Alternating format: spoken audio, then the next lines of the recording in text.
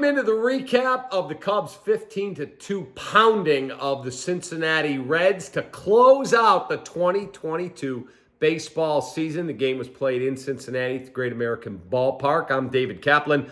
Cubs ran a bunch of guys out of their pitching staff today.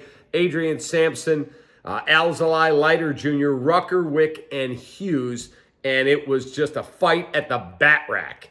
That's it. They pounded the ball all over the lot, and they win it 15-2. But nobody cares about the final result in the final game. They did win 74 games, and they had an excellent second half. Let's talk about this season and what I think might be ahead. Going into this season, we all knew this was not going to be a great team. What we didn't know was that they would trade 4 relievers at the deadline and actually become a much better team.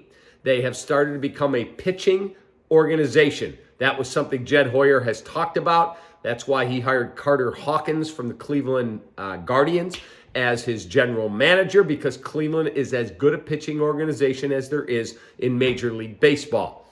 Now, you look at this team in the second half, and all of a sudden, Cubs have the third best starters ERA since the All-Star break. Crazy. Behind the Dodgers and the Houston Astros.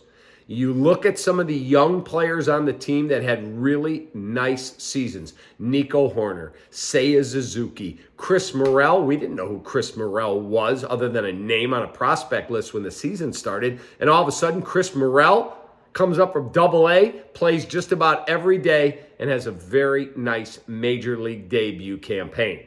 Now, what are you going to do with this team going forward?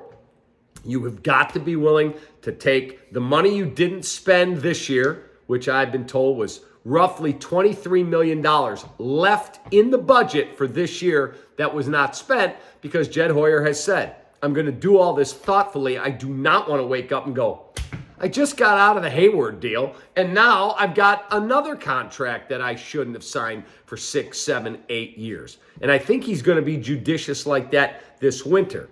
But I also think he's going to spend significantly. He spent $99 million to get Seiya Suzuki here last year. He spent $71 million to get Marcus Stroman. I'd be willing to tell you that they're going to go north of the $170 million or so that they spent in the winter of 21 into 22. I would expect you're going to see one of Xander Bogaerts, Trey Turner, Dansby Swanson, or Carlos Correa. One of those dudes playing shortstop for the Cubs. Now, you're probably at home going, what about Nico Hoerner?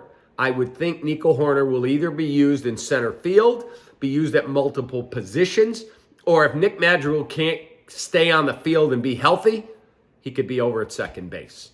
They also have to add a top-of-the-rotation arm, and those don't come cheap. But again, they've got nothing but money, and they have availability with prospects to be involved in any trade. They have a top 10 farm system and a top 10 pick coming next draft.